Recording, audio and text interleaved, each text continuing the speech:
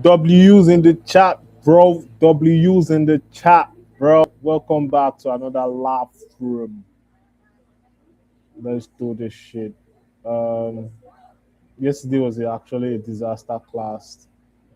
Boys were sticking left, right, center, and they lost a ton of money, bro. First of all, check this out. Tinashi is back with another video.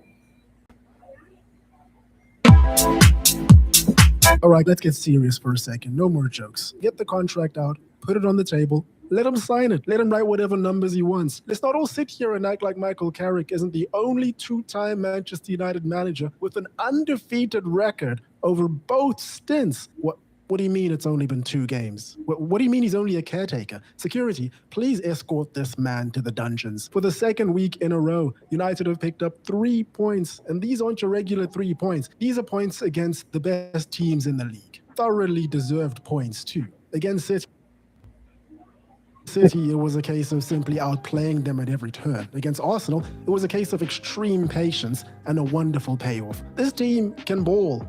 Who would have thought? I mean, I guess it's not that surprising. When Man United rock up to the Emirates in black, there is a high probability of the stadium becoming a dance floor. United is just such a funny team. How quickly they went from having a horde of left wingers in their hands, Marcus Rashford, Jadon Sancho, Garnacho, to now starting Patrick Dorgu wide left. I guess the joke's on all of us because the man can score now. He's basically prime Gareth Bale. As for Arsenal, a familiar feeling is starting to bubble to the surface. This is supposed to be their year. I still think that it will be, but the gap is closing fast.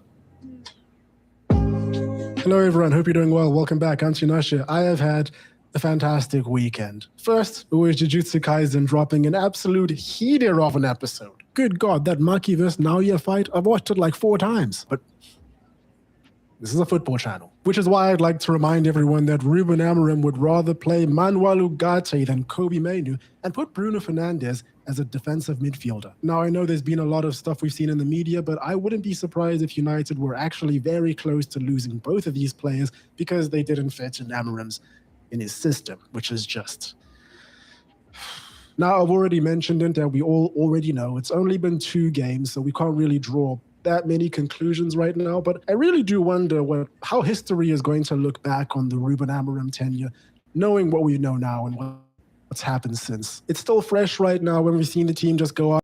Manager bounce is real and all of that, but need I remind you of the new manager bounces when, say, Oli or Mourinho took over? When Ole Gunnar Solskjaer took over, for example, United went undefeated for, I think it was 12 games in a row in the Premier League. Of course, the circumstances are entirely different, and there's a lot of different moving parts over here, but I just do wonder, will it be like a Mourinho situation where he was vilified when it happened and then kind of proven right as years went by? Or is it going to be an Erik ten Hag situation where there was promise shown, but ultimately it just was not good enough by a long shot? And no amount of revisionism will ever change that story. What nobody can take away from Amorim is that he is the man that guided United to 15th, and he never even had the new manager bounce. Something I'm still upset about to this day. In any case, let's focus on the present day and current events. The fight that this Manchester United team just showed is just insane. And look at this. United are the only team in the league who are undefeated in their last 5 games. And these are games where the team went up against Man City and Arsenal. Ironically,